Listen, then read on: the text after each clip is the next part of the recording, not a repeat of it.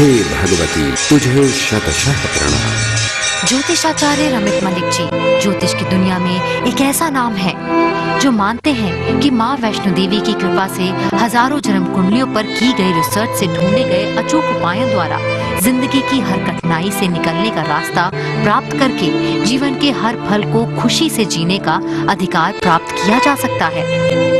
ये सब दुख तथा मानसिक परेशानियां असल में हमारे ही पिछले जन्मों के कर्मों के दुखद फल हैं, जिन्हें दैवीय आशीर्वाद प्राप्त करके जबरदस्त उपायों से चंद पलों में ही बिल्कुल पूर्ण रूप से खत्म किया जा सकता है।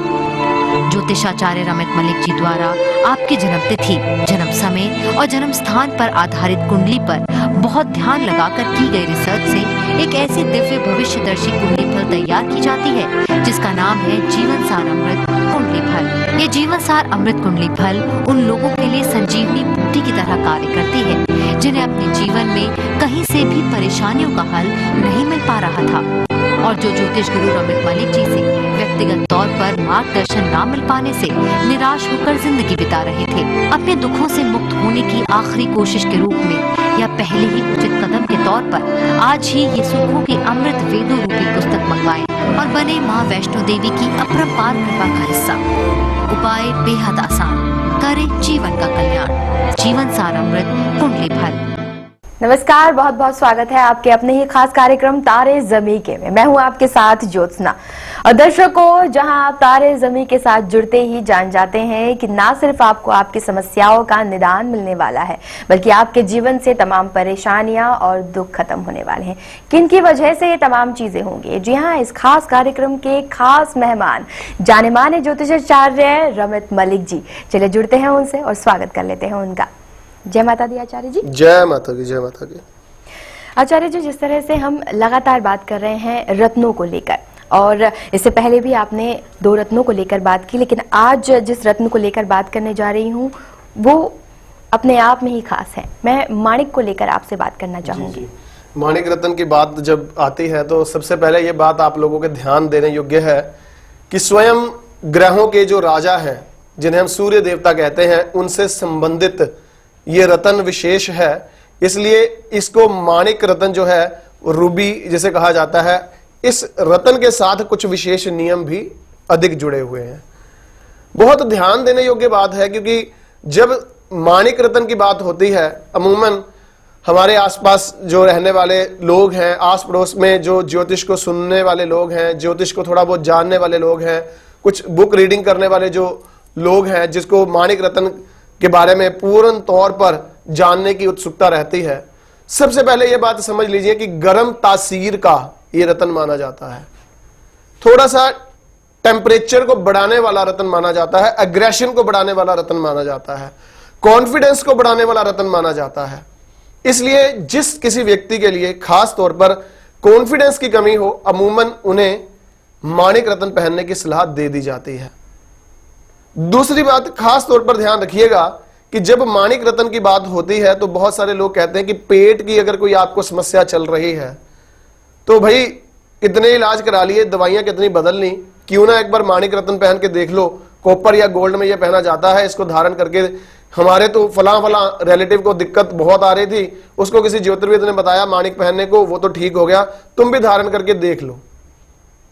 ये मामला गड़बड़ होने वाली स्थितियां हो जाती हैं जब आप बिना किन्हीं नियम और असूलों को माने इस प्रकार की परिस्थितियों की तरफ आगे बढ़ते हैं। आपको यह बात ध्यान रखनी है कि ग्रह विशेष जब अपने उस रत्न के आधार पर आपको शुभ या अशुभ फल देने वाले होते हैं तो उनका अपने कुंडली के अंदर स्वामित्व को चेक करना बहुत जरूरी होता है। अमूमन बहुत सारे लोग ये कहते हैं कि आंखों के रिलेटेड प्रॉब्लम आ गई, मस्तिष्क के रिलेटेड पीड़ा, बार बार सिर दर्द होना, माइग्रेन की प्रॉब्लम होना, ऐसी समस्या आ गई तो क्यों ना माणिक रत्न धारण कर लिया जाए। किया जा सकता है, लेकिन सिर्फ और सिर्फ उसके कारक तत्व को मन में रखते हुए अगर किसी रत्न विशेष को धारण करवाया जाता है तो उसके साइड इफेक्ट होने का चांस बन सकता है। अमूमन बहुत सारे आप पॉलिटिशियंस के उंगलियों में आप देखेंगे कि रिंग फिंगर में उन्होंने माणिक रत्न धारण किया होता है या उन्होंने पेंडेंट रूप में माणिक रत्न धारण किया होता है। बहुत अच्छी बात है क्योंकि ये सूर्य जिसे हम सरकार कहते हैं, जिसे हम गवर्नमेंट कहते हैं, उसको रूल करने वाला प्लेनेट है सूर्य। इसलिए उसका रत्न विशेष माणिक रत्न धारण करना आपके अस्तित्व को लोगों में एक्सेप्टेबल बनाता है, इसमें कोई शक नहीं। लेकिन आपकी जन्म पत्रिका के लिए वो अगर बुरे घरों का स्वामी हुआ तो आपको उसके नेगेटिव असर भी निश्चित तौर पर मिल सकते हैं। कहने का तात्पर्य, जब आपको किसी विशेष चीज के रिलेटेड कोई रत्न धारण करना है, उसके सिर्फ और सिर्फ कारक तत्व के पहलुओं को देखते हुए रत्न धारण कर लेना उचित नहीं होगा। रत्न धारण किया जा सकता है, मान लो पितृत्व का सुख नहीं मिल रहा, आपको ऐसा लगता है कि मुझे किसी न किसी तरह से प्रॉब्लम जो हेल्थ वाइज मैंने सारे डायग्नोज करा लिए लेकिन दिक्कत कोई नहीं निकल रही, डॉक्टर कहता आप ठीक हो, लेकिन पता नहीं क्यों मेरे यहां संतान नहीं हो रही, तो उस समय ज्योतिर्विद कह देता है कि माणिक रत्न धारण कर लीजिए, पितृत्व का सुख दिलवाने में यह सहायक होता है। आपकी अपने पिता के साथ ट्यूनिंग ठीक नहीं है, छोटी छोटी बातों पर वाद विवाद रहता है, माणिक रत्न धारण करवाया जा सकता है, लेकिन रूल्स एंड रेगुलेशंस को साथ में ध्यान रखते हुए कि आपकी जन्म पत्रिका के किस घर का स्वामी है, और विशेष इस बात को ध्यान रखते हुए कि जिस ग्रह की दशा या अंतरदशा आपके ऊपर चल रही है, क्या वो आपकी जन्म पत्रिका के लिए सूर्य का मित्र है या शत्रु ग्रह है। आपको माणिक रत्न धारण करवाया जाता है कि भाई आपको अगर किसी तरह से गवर्नमेंट हाउस से कभी कुछ दिक्कत आ रही है, कभी कोई लीगल नोटिस, कभी किसी डिपार्टमेंट से प्रॉब्लम, कभी किसी प्रकार से कोई ना कोई कोर्ट कचहरी का मामला, कभी किसी प्रकार से भाई बंधुओं का आपसी तनाव जिसको कचहरी और पंचायती फैसलों तक पहुंचना पड़ता है, माणिक रत्न धारण कर लीजिए। एस्ट्रोलॉजर पंडित जी ये बात कह देते हैं, हो सकता है ये आपके लिए अच्छा फल करे, लेकिन यह बात भूलनी नहीं है कि कहीं आपको राहु की महादशा, जो सूर्य को सबसे ज्यादा कठोर शत्रु मानता है, उसकी दशा तो नहीं चल रही है। शनि जिसकी सूर्य के साथ किसी भी प्रकार से बनती नहीं है, उसकी दशा तो नहीं चल रही है। अगर ऐसा है कि आप कारक तत्व के आधार पर उस रत्न विशेष को धारण करना तो चाहते हो, लेकिन दूसरे वाला जो रूल है वो आपके इस रत्न धारण करने की खिलाफत करता है, तो मेरे भाई उस रत्न विशेष के सहायक रत्नों को धारण करके उस नेगेटिव फल देने वाले ग्रह को नेस्तनाबूद किया जा सकता है। यह विशेष तौर पर ज्योतिष का ज्ञाता व्यक्ति आपको जरूर समझा सकता है कि आपकी जन्म पत्रिका के लिए उस समय सहायक रत्न किस ग्रह का पहनाया जाए, जो आपकी जन्म पत्रिका के चलने वाली एंटी दशा को भी अपने आप में न्यूट्रल करके आपको सूर्य से संबंधित इस अच्छे फलों को दिलवाने में सहयोगी हो सके। बहुत सारे लोग कहते हैं कि भाई माणिक रत्न धारण करने के लिए हम गए, हमें 2000-2500 रुपए का रत्न बताया था, दूसरे एस्ट्रोलॉजर के पास गए तो उसने तो 20,000 का माणिक बता दिया। आखिर माणिक में क्या फर्क है, माणिक तो माणिक है भाई, ये लोग कह देते हैं, लेकिन रूल और रेगुलेशन ये कहते हैं कि जितना क्वालिटी वाइज आप सुपर्ब पीस लेंगे, जितना अच्छा पीस लेंगे, रत्न उतना कॉस्टली होता है। और रत्न की कॉस्ट के, अगर एक्चुअल कॉस्ट के साथ उसकी क्वालिटी को मैच करके अगर सही अनुपात में आप रत्न धारण करते हैं, उसका फायदा कई गुना आपको प्राप्त होने की स्थिति संभव रहेगी। इसलिए इन सब फैक्टर्स को ध्यान में रखते हुए ही रत्न को धारण करना है। और रत्न को धारण करते हुए एक बात जरूर देख लेना कि कहीं वो क्रैक्ड ना हो, टूटा हुआ ना हो, कहीं किसी प्रकार से उसमें दो कलर ना शेड ना आ रहे हो, कि एक तो थोड़ा बहुत रेड और लालिमा लिए हुए पिंकिश टोन में, और दूसरी तरफ से हल्का फुल्का वो उसमें ऐसा लग रहा है कि ये तो कोई चमकदार चीज अंदर है उसके, जिसके हम क्लाउड कह देते हैं, रेशा कह देते हैं। इन चीजों को जितना ज्यादा आप तवज्जो से चेक करके रत्न धारण करोगे, उतना गहरा लाभ आपको प्राप्त होगा। ये रत्नों का संसार बहुत रहस्यमयी है, लेकिन इस रहस्यों को समझाने के लिए अगर आपको किसी ज्योतिर्विद की सहायता मिलती है, जरूर लीजिए और उसके बाद फाइनल डिसीजन तक पहुंचिए। बिल्कुल, बहुत अहम जानकारी दी जा रही है। रत्नों के नियम और उसूलों को जानना भी बेहद जरूरी है, और उसी के साथ आप धारण कर सकते हैं ऐसा रत्न जिसके जरिए आपका भाग्य चमक सकता है। तमाम बातें बताई जा रही हैं आचार्य जी के जरिए। और फिलहाल एक कॉल हमारे साथ जुड़ चुके हैं, अनु है हमारे साथ अमृतसर से। स्वागत है आपका अनु जी, जय माता दी। जय माता दी आचार्य जी, मैं अनु बात कर रही हूँ अमृतसर से।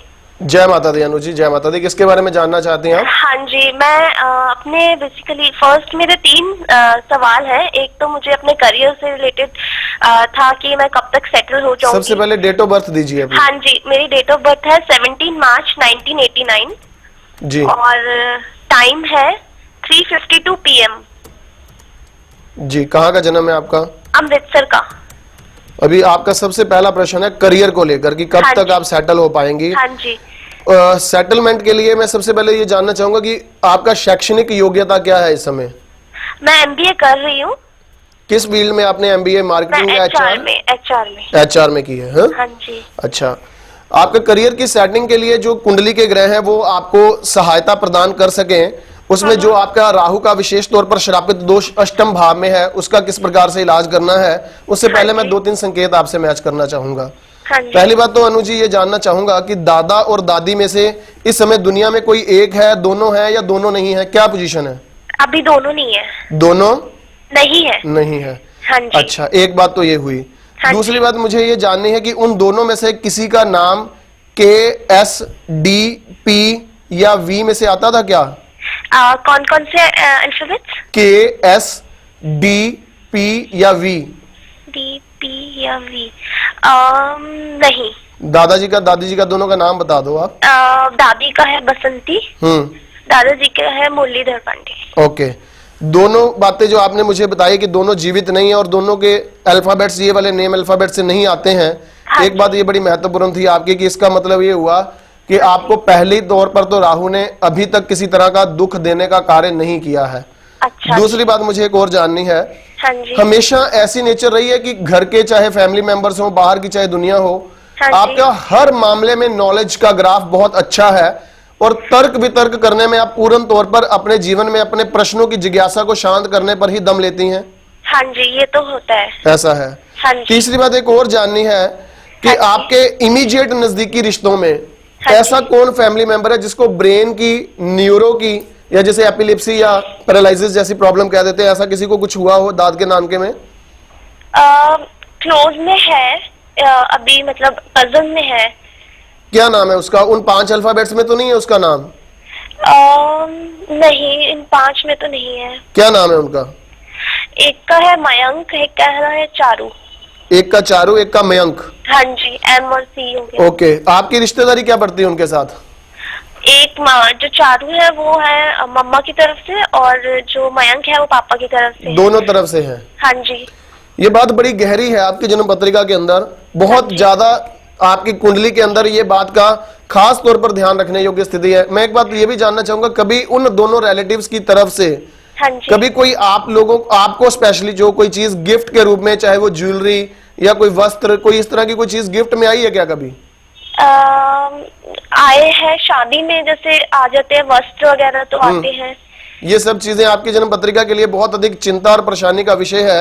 अच्छा। एक बात आपको रेमेडी के तौर पर जरूर दूंगा कि हाँ जी। सबसे पहले आप अपने हाथों से उन्हीं को जिनकी हाँ तरफ जी। से आपको ऐसी कोई चीज गिफ्ट आई थी, जरूर आप किसी भी जाकर गिफ्ट कोई ना कोई कपड़ा, कोई वस्त्र, कोई ज्वेलरी पूर्णिमा के दिन गिफ्ट दे दीजिएगा उनको।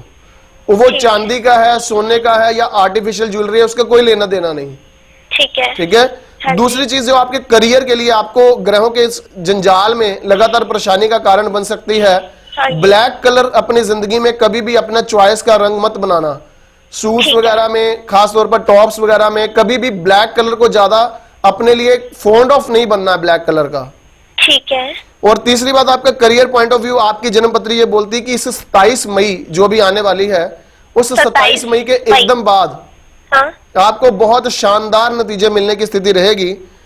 सिर्फ अच्छा। और सिर्फ ये बात ध्यान रखनी है कि आप अपने जो बाल हैं जेठे सोमवार, संक्रांति के बाद जो पहला सोमवार आता है, हाँ वो जी। आप कच्चे दूध से धोएंगी। अगर गऊ का दूध से आप धो लें तो ज्यादा अच्छा है। ठीक है, ठीक कच्चे है। दूध से 27 मई के बाद। यस। ठीक है।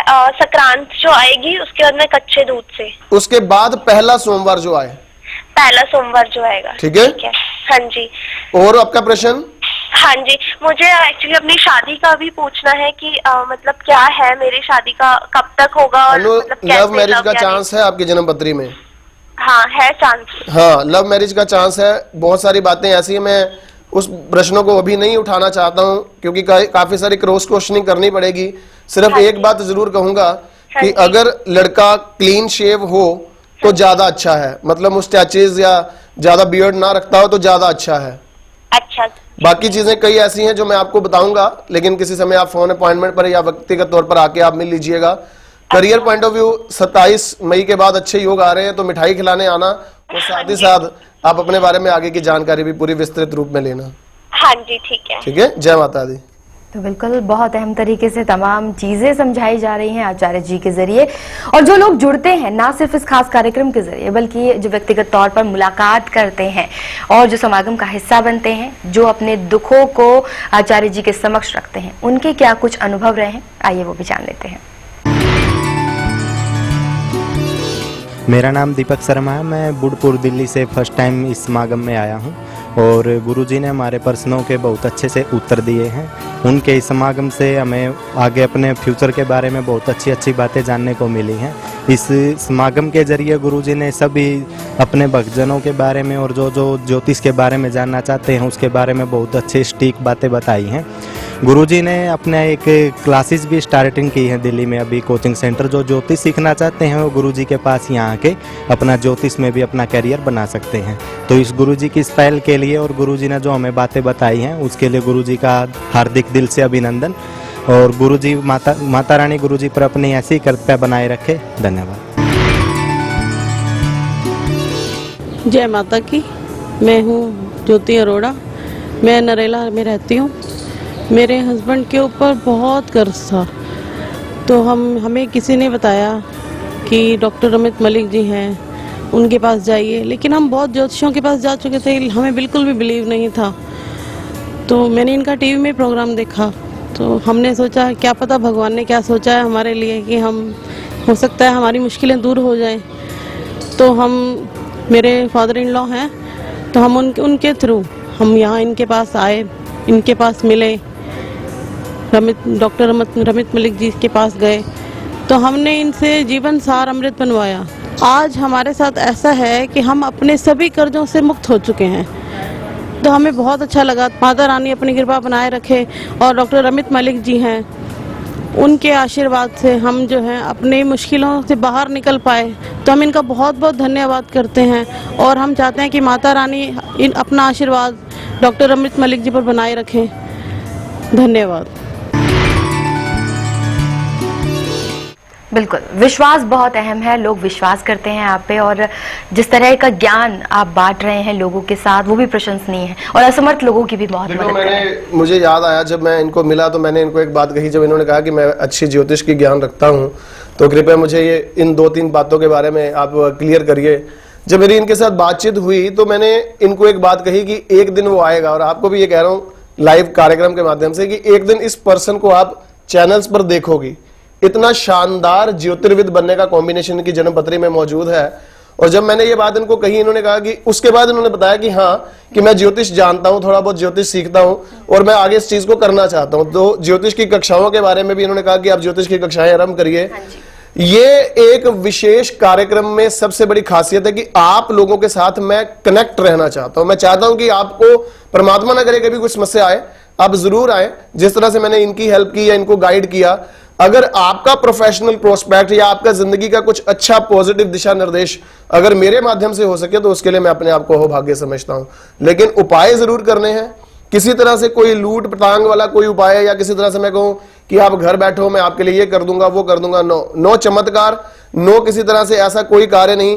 आपके अपने माध्यम से जो उपाय आप कर सके, घरेलू उपाय वो करिए। जब उसका लाभ मिले फिर उसके बाद आप अगर कोई आपको चीज गाइड की गई है उसको पहने या धारण करें या घर में रखें, उसके बाद वो चीजें पहले आप उसका जलवा देखें। और वही उन्होंने किया। भगवती उनको भी दीर्घायु करे और हमेशा उनको एक अच्छे ज्योतिर्विद बनने की राह पर और अधिक आगे चलाएं।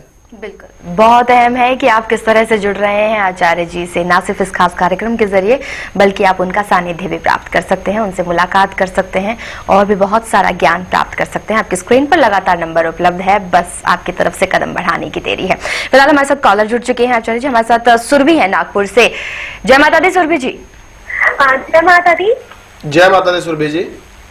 जी आचार्य जी, मैं आपका प्रोग्राम ना काफी टाइम से देख रही हूँ। मुझे आपका प्रोग्राम बहुत ज्यादा अच्छा लगता है। मेरी बहन, मेरी चाची, सभी ने आपका प्रोग्राम देख करके आपको कई बार कॉल किया और जो भी आपने उपाय बताए वो सभी करे और सबको बहुत ज्यादा फायदा हुआ। सबकी तरफ से सबसे पहले मैं आपको धन्यवाद करना चाहती हूँ। मेरे साथ एक जयकारा लगाना होगा अगर आप धन्यवाद करना चाहती हैं तो। जयकारा लगाएंगी? नहीं जी। जयकारा लगवा दीजिए कि जयकारा है माँ शेरा वाली दा बोल साचे दरबार की जय। अब बताइए आगे। जी मेरे को ना अपने भाई के बारे में पूछना है। जी, क्या नाम है उनका? जी उनका नाम पंकज है। जी। उनकी डेट ऑफ बर्थ है 25 अप्रैल 1987। 87। टाइम? टाइम है 11:45 AM। और कहाँ का जन्म है? जन्म है दिल्ली का। अच्छा, क्या प्रश्न है इनके लिए आपको? जी मुझे इनके करियर के बारे में जानना है कि सेटलमेंट कब तक हो जाएगी और शादी के योग कब तक है। मतलब भाभी लाना चाहती हैं जल्दी से जल्दी आप? जी। अच्छा, पंकज के लिए 2-3 बातें मुझे मैच करके बताइएगा। सबसे पहली और खास बात तो इनके जन्म पत्रिका के अंदर यह है कि आपके फैमिली में, क्योंकि ग्रह स्थिति कुछ इस तरह से संकेत देती है कि कोई ऐसा ददिहाल ननिहाल का मेंबर जिसको सरकारी नौकरी या कोई सरकार से इनकम आती हो, ऐसा कभी हुआ है क्या? जी सरकार से एक्चुअली पहले मैं गवर्नमेंट जॉब करती थी। ओके, सरकारी नौकरी पर आप रही हैं? जी मैं रही हूँ, बट मैंने अभी किसी कारणवश छोड़ दी। मैं समझ गया। एक बात तो ये पंकज के लिए बहुत बहुत अल्टीमेट थी। दूसरी एक बात और जानना चाहता हूँ, हैरानी वाली बात है, जन्म पत्रिका के मुताबिक कोई ऐसा नजदीकी रिश्तेदार आज तक हुआ हो जिसको कभी ज्योतिष का या मेडिकल लाइन के साथ कोई कनेक्शन रहा हो? ऐसा कोई नजदीकी रिश्तेदार अपने